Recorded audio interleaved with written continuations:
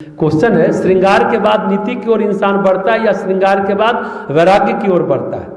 राजा भर्तृहरि ने तो पहले नीति की बात की, फिर श्रृंगार की ओर गए, तब वैराग्य की ओर गए। पर होना क्या चाहिए? क्या होना चाहिए? श्रृंगार का मतलब क्या है, पहले यह समझिए। श्रृंगार क्या होता है? श्रृंगार यानी वो विधियां, वो विधान, वो तकनीक जो हमारी सौंदर्य में वृद्धि करे। सामान्य यही है ना। श्रृंगार का मतलब क्या है? हमारे सौंदर्य की वृद्धि करने वाली तकनीक। 4 चांद नहीं तो 40, क्या 4 चांद ही नहीं 40 चांद लगा दे हमारे सुंदरता में। आपके आकर्षण को 7 गुणित यानी 100 गुना करे, आपके चुंबकत्व को कितना सहस्त्र गुना करे यानी 1000 गुना बढ़ाते। यही श्रृंगार है। हाँ, अगर स्त्री का चुंबकत्व बढ़ा और पुरुष उसमें फंस गया, आपने सौंदर्य को निहारा, श्रृंगार की अनुभूति हुई, सौंदर्य में आप लुब्ध हो गए, सौंदर्य आपको लुभा गया तो फिर फंस गए। अगर सौंदर्य को आपने देखा और उसमें आप आसक्त हुए, एक विवेक पहली बार चला जाएगा और वैराग्य उसके बाद चला जाएगा।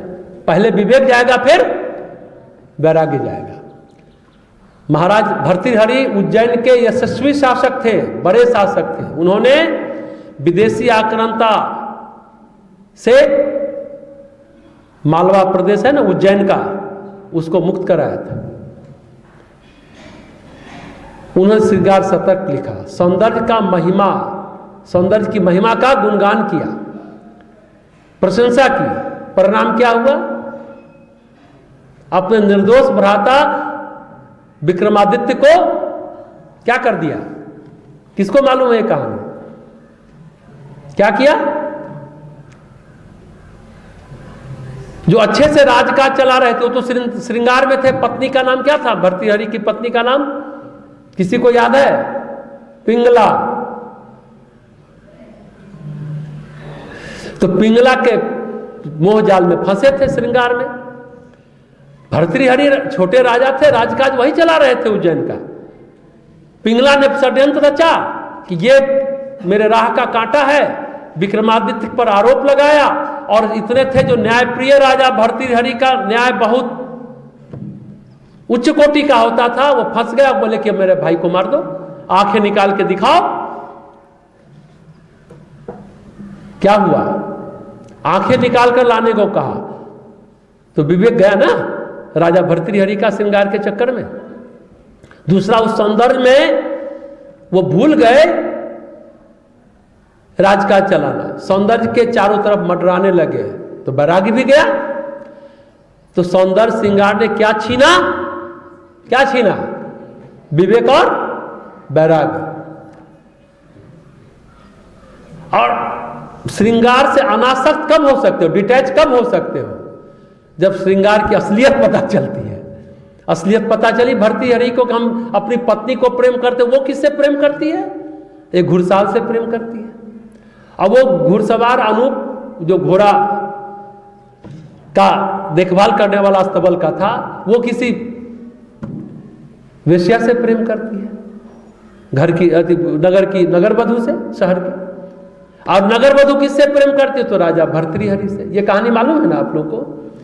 एक फल राजा को किसी ऋषि ने दिया कि इसको खाओगे तो अमर हो जाओगे। तो सोचा कि हम अमर होकर क्या करें? वो फल जो है सो पत्नी को दे कि ये अमर हो जाएगी, हमेशा इसका रूप यौवन रहेगा, तो हम इसका रसपान करते रहेंगे। वो तो दिया। अब वो तो प्रेम करती है अनूप से कि वो तंदुरुस्त रहे। वो फल चला गया अनूप के पास। अनूप प्रेम करता था उस वेश्या से, सोचा कि वेश्या ठीक रहे, तो वो फल वेश्या के पास चला गया।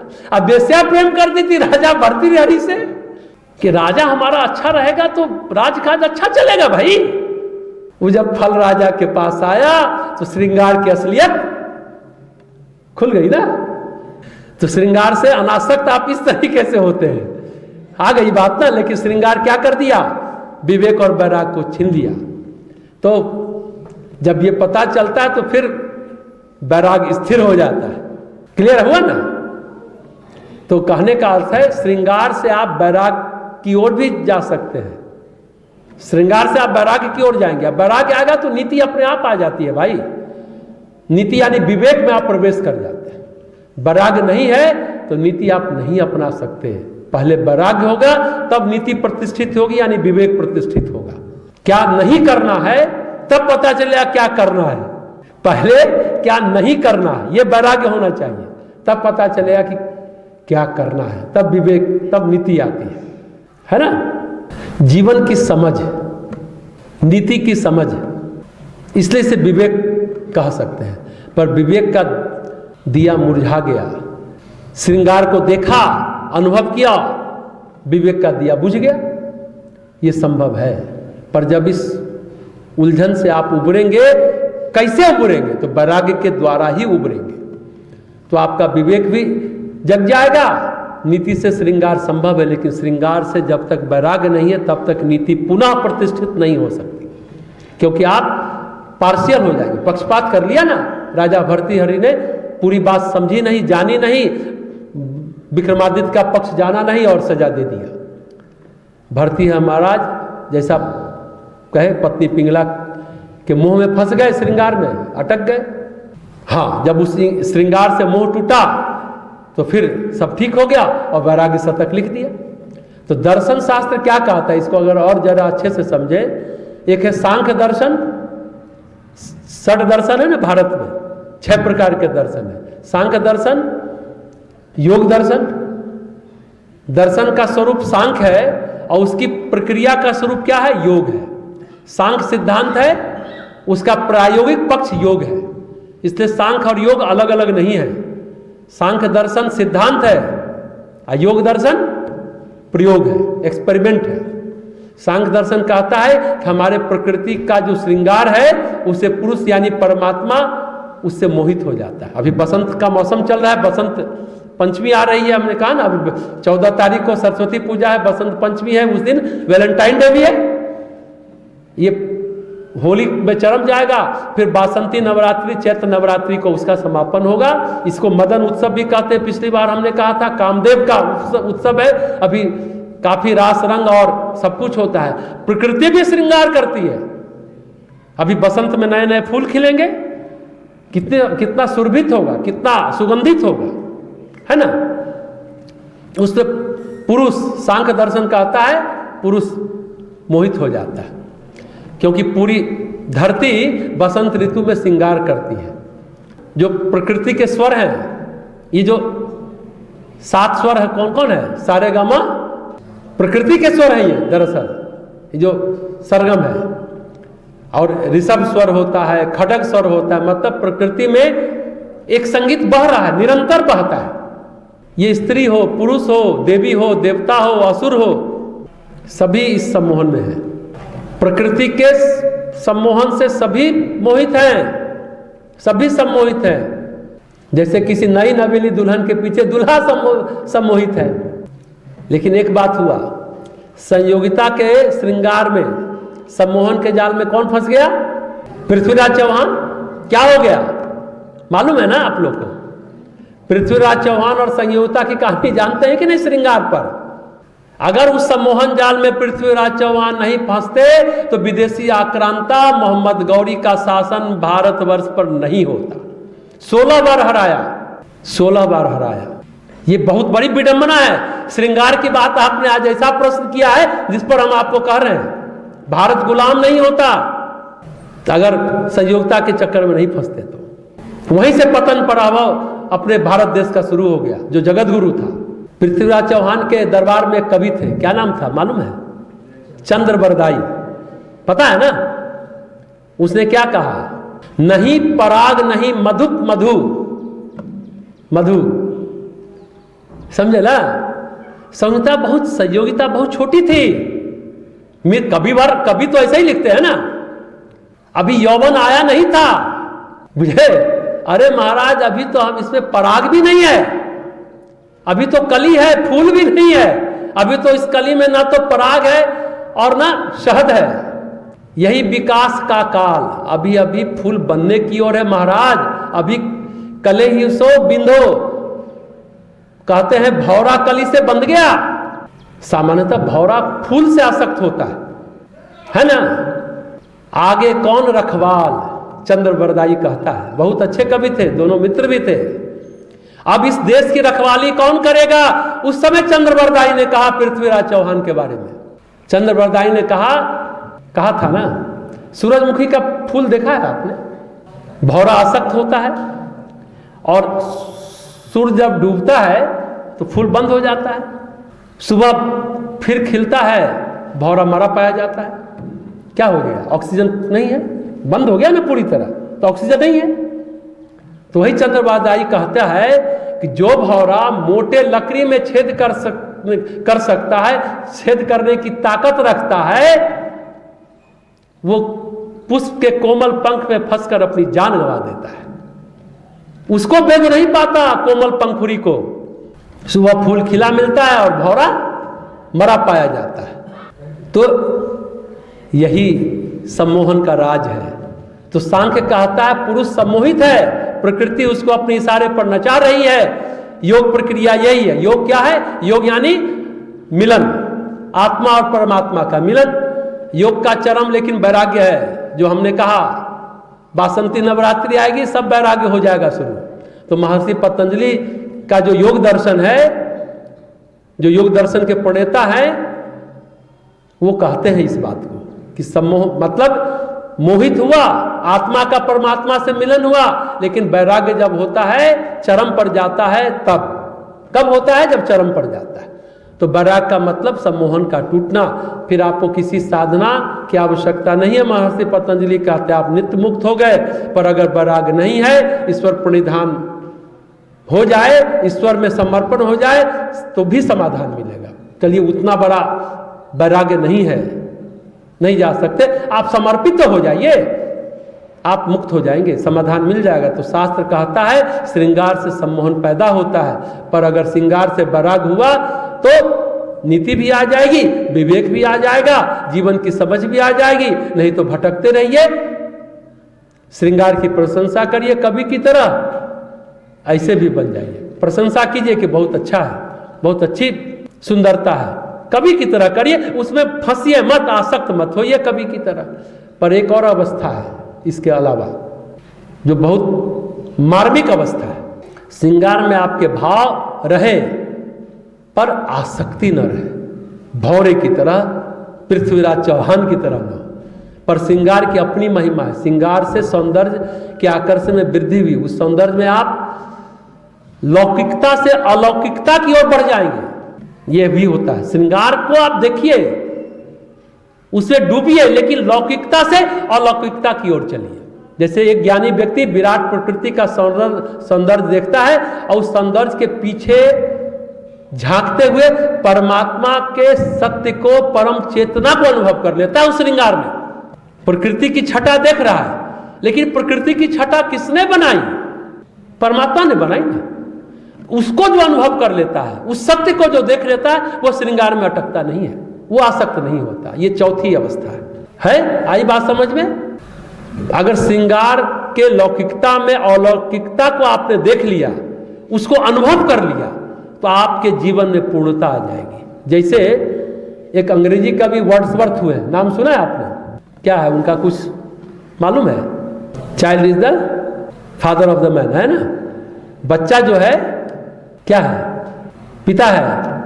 बहुत अच्छी बात लिखी है। ये बात समझ में नहीं आता। ये बात हम क्यों बोल रहे हैं? स्वामी विवेकानंद को एक प्रोफेसर थे हेस्टिंग्स, वो पढ़ाते थे, वर्ड्सवर्थ को पढ़ाते थे। कभी कभी कोई कवि बहुत आध्यात्मिक होता है, यानी कि सिर्फ भारत में ही, बाहर भी है। क्या उन्होंने कहा था? उन्होंने बताया हेस्टिंग्स ने स्वामी विवेकानंद को, देखो यहाँ कभी लौकिक होते हुए अलौकिक हो रहा है वर्ड्सवर्थ के बारे में। प्रकृति के श्रृंगार से परमेश्वर के सौंदर्य की ओर निकल रहा है वो कवि।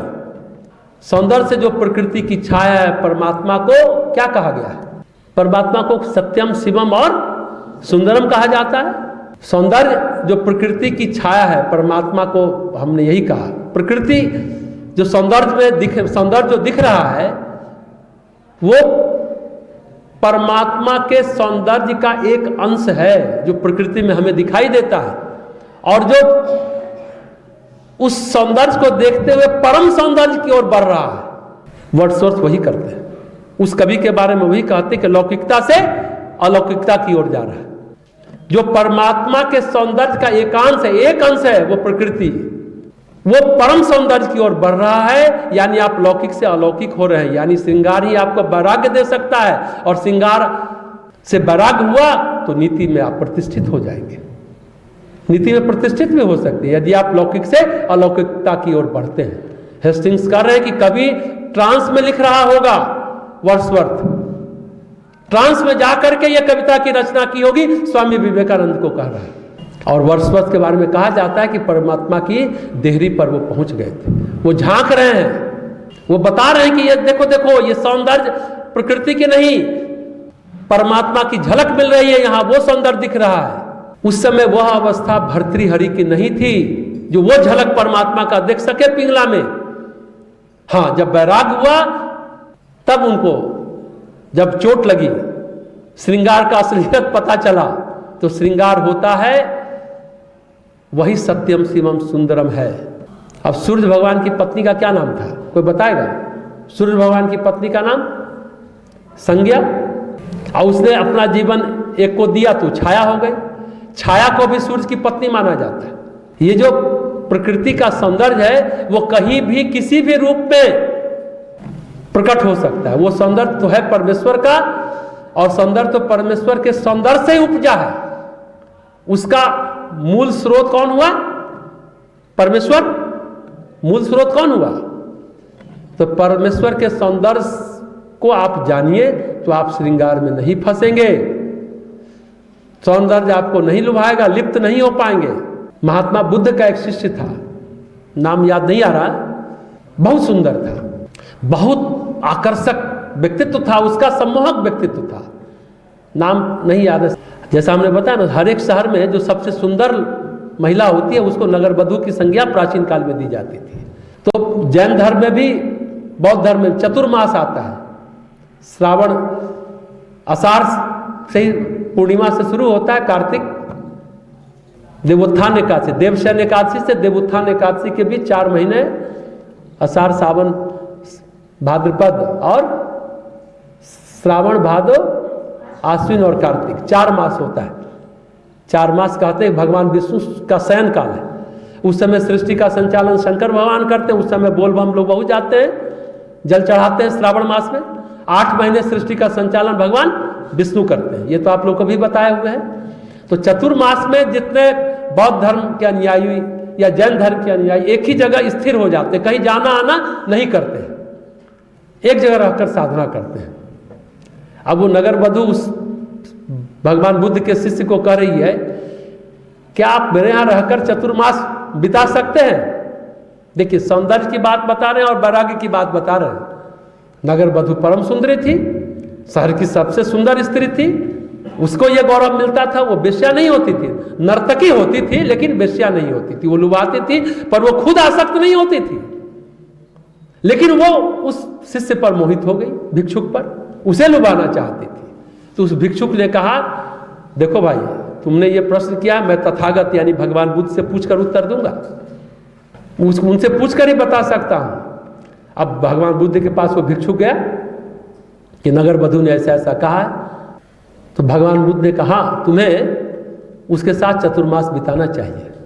अब वहीं आसपास बैठे कुछ भिक्षुक लोग चिढ़ गए, कुड़ गए।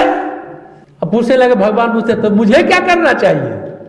तुम्हें चतुर्मास संघ में जाके बिताना चाहिए, है ना। बुद्धम शरणम गच्छामि, धम्मम शरणम गच्छामि, संघम शरणम गच्छामि। आश्रम में रह के बिताओ। अब वो सब चिल्लाना शुरू किया, अरे ये बौद्ध भिक्षुक तो भ्रष्ट हो जाएगा। तो बुद्ध ने कहा, प्रतीक्षा करो 4 मास। 4 मास बाद क्या होता है? आज देखिए, वो 4 मास बरसात का होता है, वो भी प्रकृति के श्रृंगार का मौसम होता है। 4 मास बाद लौटा। अब वो रास रंग का 4 मास वातावरण भी होता है। नगर वधू हार चुकी थी। वो शिष्य बुद्ध के पास लौटा, साथ में वो नगर वधू भी आई, भिक्षुनी की दीक्षा लेने, भिक्षुनी बनने आई वो नगर वधू। तो नगर वधू से भिक्षुनी की यात्रा हो गई, ये भी तो हो सकता है ना श्रृंगार में। अच्छी लगी कहानी, आज हम भी आपको बता रहे हैं